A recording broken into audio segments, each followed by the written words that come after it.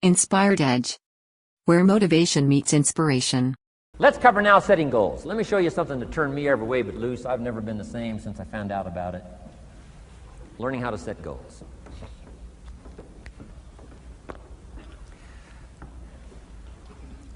Not long after I met Mr. Schoaf, we're having breakfast one morning.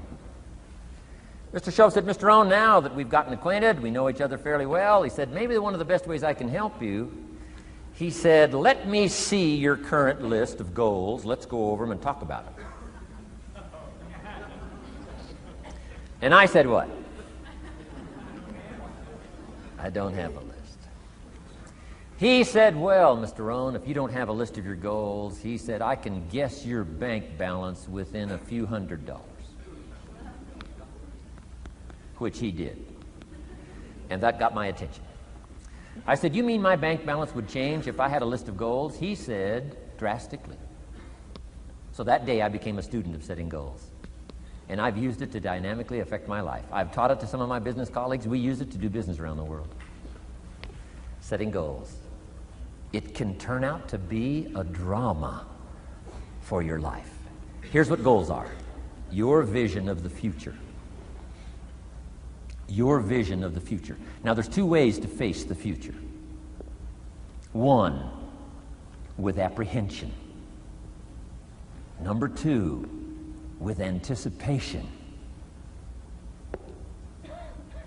Guess how most people face the future? With apprehension. Why? Major reason why. They don't have it well designed. They've left the design of their future to somebody else. And if you don't make plans of your own, guess what? You'll probably fall into someone else's plans. Guess what someone else may have planned for you? Not much.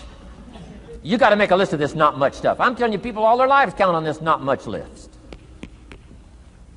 If all of your negative relatives all turn positive, what'll that do for your future? Not much. If prices come down a little, what'll that do for your future? Not much. If the economy gets a little better, what'll that do for your future? Not much. If circumstances get a little better, what'll that do? Not much. If the weather gets a little better over the next few years, that'll do. Not much. I mean, you could go right down this whole scenario list. Most people all their lives, with their fingers crossed, count on this not much list. That's why 10 years from now, they'll be driving what they don't want to drive, living where they don't want to live, wearing what they don't want to wear, doing what they don't want to do, having what they don't want to have, maybe become what they didn't want to become. And it all starts by counting on something that's not going to count much. You say, "Well, then how can my life dramatically change?" You got to count on yourself. And here's one of the things you got to count on: your ability to design the future. It's called the promise. And the promise of the future, if you'll design it well, can have an awesome effect on your life. But if you face the future with apprehension, you'll take hesitant steps all day, uncertain steps all day. And if you take uncertain steps all day for 6 years, you can imagine how empty your life can be. We've got to help our kids with the promise of the future. Now, here's what's connected to the promise: the price. The price to pay. But I'm telling you, the price is easy if the promise is clear. One of the better notes to make for today. The price is easy if the promise is clear and powerful. But the price seems almost too much to pay, too much to get over, too much to accomplish if the promise isn't clear, if the promise isn't powerful. I'm telling you, kids will pay the disciplines if they can see the promise.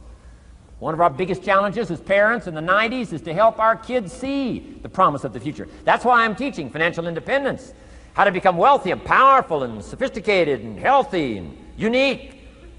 All of the stuff kids would hope to go for. It's all possible. This is America. That's the promise of the future. The price, a few simple disciplines practiced every day. And I'm telling you, the kids will pay the price of the simple disciplines if they can see the promise of the future. But if they can't see, they don't want to pay.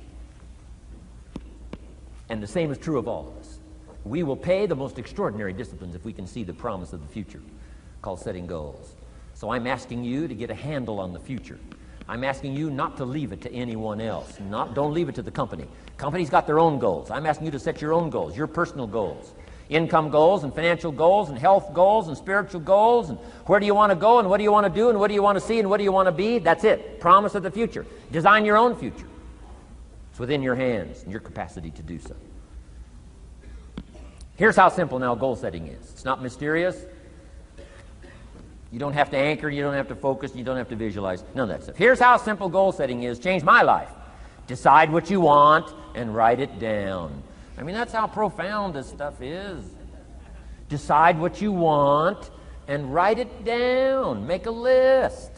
Where do you want to go? What do you want to do? What do you want to see? What do you want to be? What do you want to have? What do you want to share?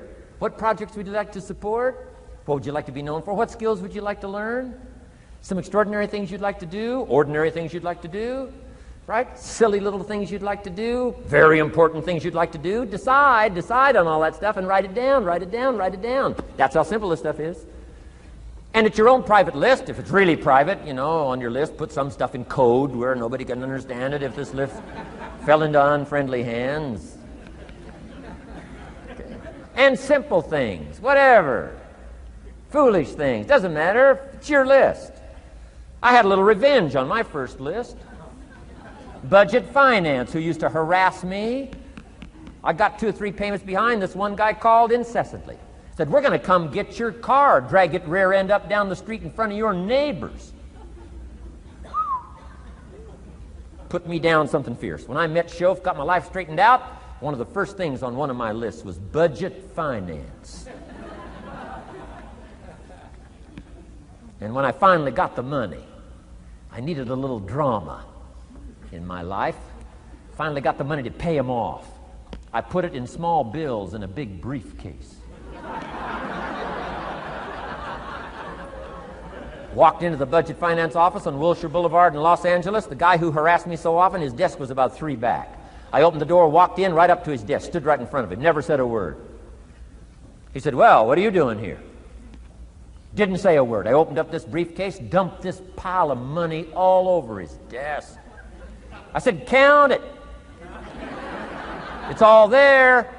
I'll never be back. Turned around, walked out, slammed the door. Now that might not be noble, but you got to try it at least one time. Pay off with a little drama.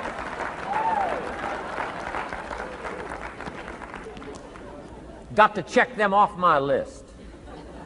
Keep your list with you. I keep my list in my journal so that I can go back. 5 years ago, here was my list. And I'm a little embarrassed. Here's what I thought was so important now. How my philosophy has changed. From 10 years ago, 5 years ago, 3 years ago. Here's my old list. Here's my new list. Here's what's valuable to me now. Here's what I want my life to be now. Here's where I want to go, what I want to do, what I want to see. Keep your lists of goals so that it shows your growth, shows your ability to change and grow. Your philosophy grows and expands what's valuable. Setting goals. Doesn't matter how small, foolish it is. Put it on your list. My Japanese friend, Toro Ikeda, put on his first list, a Caucasian gardener he wanted. Thought that was good.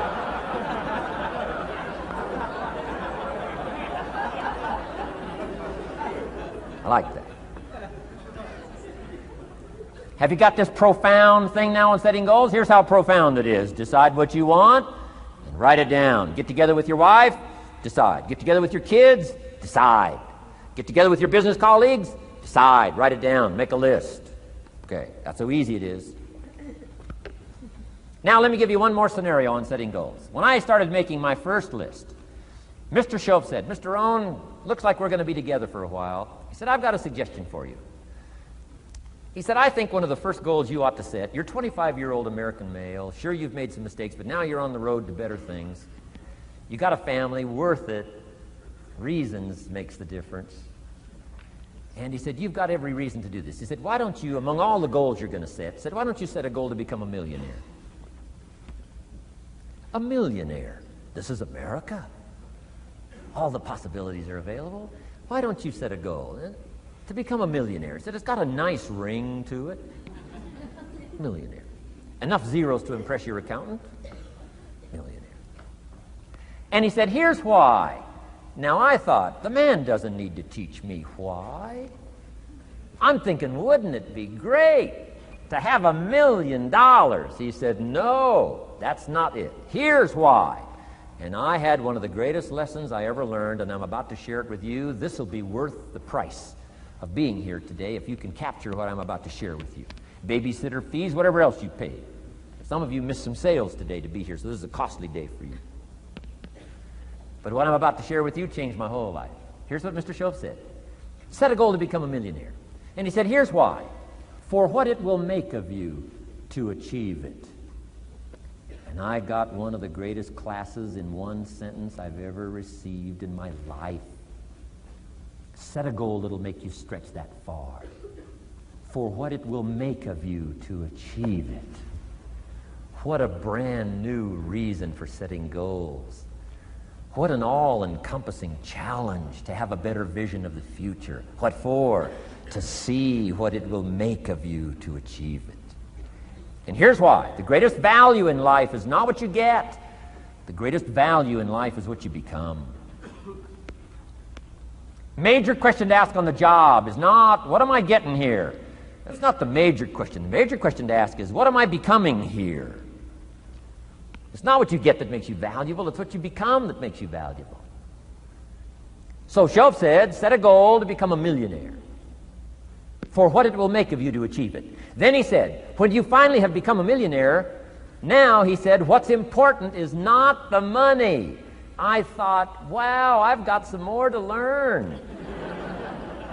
He said, no, Mr. Rohn, I'm telling you honestly, you could just give the money away. Now, I did better than that, right? I told you. I lost it all. I'm rich by the time I'm 31. I'm a millionaire. I'm broke by the time I'm 33. So I didn't have to give it all away. I lost it all. Foolish mistakes I made. I'm a farm boy from Idaho. That early money drove me bonkers. I used to say, how many colors does it come in? I'll buy them all. I went crazy over that first money. I just went crazy. And then I made that one foolish mistake, right? Continuing guarantee. I mean, I'm so naive off the farm. I don't know what continuing means. And a few other mistakes. And by the time I'm 33, I'm broke. Now I've made and lost millions since then. But what an experience that was. And I'm telling you, the man was right. When I finally was broke at age 33, guess what I discovered? My money did not mean that much. It represented only a fraction of all my assets. Shoaff said, once you become a millionaire, Mr. Rohn, you can give all the money away. Because he says, what's important is not the money. What's important is the person you've become. Now, let me give you the key phrase on setting goals. Set the kind of goals that will make something of you to achieve them. Set the kind of goals that will make something of you to achieve them.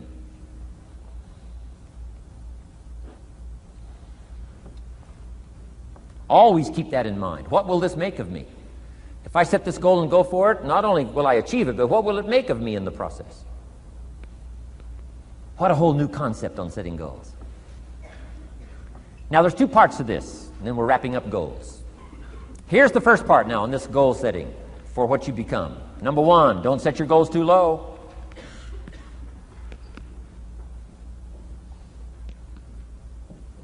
Interesting, we teach in leadership. You'll find it on the cassettes. Don't join an easy crowd. You won't grow. Go where the expectations are high.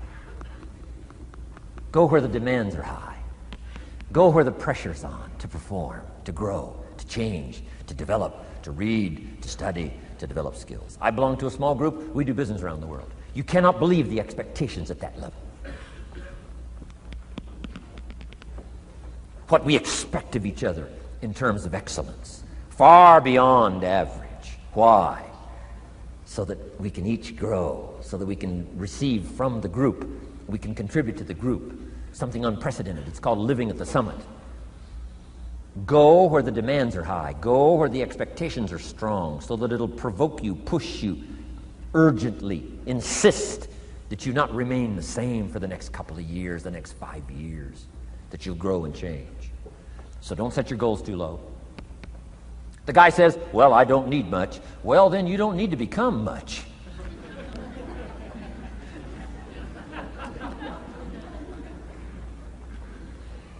Now, here's the last part on setting goals. Don't compromise. Don't sell out. There were some things I went for back in those early years that I paid too big a price for. If I'd have known how much it was going to cost me, I never would have paid, but I didn't know. So don't sell out. Ancient phrase says, count the cost, count the cost, count the cost. An ancient story says, Judas got the money. You say, well, that's a success story. No. It's true, 30 pieces of silver in those days was a sizable fortune. You say, well, if a guy's got a fortune, right, that's a success story. No, you don't understand. His name was Judas. Doesn't that ring a bell? Judas. You say, oh, yes, Judas, the traitor. That's right, the traitor got the money. Doesn't that change the story? And the answer is, of course, it changes the story. Interestingly enough, after Judas gets the money from becoming a traitor, he's got the money in his hot little hand, and now he's unhappy. Somebody says, well, if you had a fortune, how could you be unhappy? Well, he wasn't unhappy with the money. He was unhappy with himself. Key phrase, the greatest source of unhappiness is self-unhappiness. The greatest source of unhappiness doesn't come from outside. The greatest source of unhappiness comes from inside. And here's where the erosion starts, doing a little less than you could. That's where the beginning little infection of unhappiness starts, doing a little less than you can, not feeling that good about yourself. So don't let that happen. Judas is unhappy. He says, what'll I do? He says, oh, I'll just take the money back. Walked in where he got the money and said, here, take this money, I'm unhappy. They said, heck with you, Judas. We got what we wanted, you got what you wanted, out. They threw him out with his money. Judas says, well, what'll I do now? He says, oh, clever. Should have thought of this first. I'll just throw the money away. And he proceeded to throw his fortune away. Why would he throw his fortune away? He was so unhappy with himself. And that's not even the end of the scenario. After he threw his fortune away, he couldn't change what he became, a traitor. And now, in total abject frustration, he goes out and hangs his worthless self, which all traitors should do, save the state the money.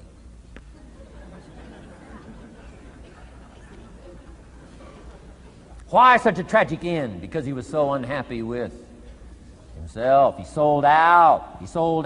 He paid too big a price. Ancient script sums it all up and said, what if you gained the whole world and it cost you your soul? Too big a price to pay if you got the whole world. Don't sell out. Don't compromise your values. Don't compromise your virtues. Don't compromise your philosophy. Key. Here's the key word, beware. If Judas could speak back, he'd probably say beware. Two good words from ancient script. One, behold, the positive word. Behold the possibilities, behold the opportunity. Behold the drama, behold the awesomeness, behold the uniqueness. Behold the majesty, behold. What a good word. But here's the other word, beware, beware, beware. Don't sell out. Mark well what you become in pursuit of what you want. But I'm inspiring you, hopefully, to set the kind of goals that'll transform your life, make you far better than you are, far stronger than you are. Okay. Isn't this good advice? This is such good stuff.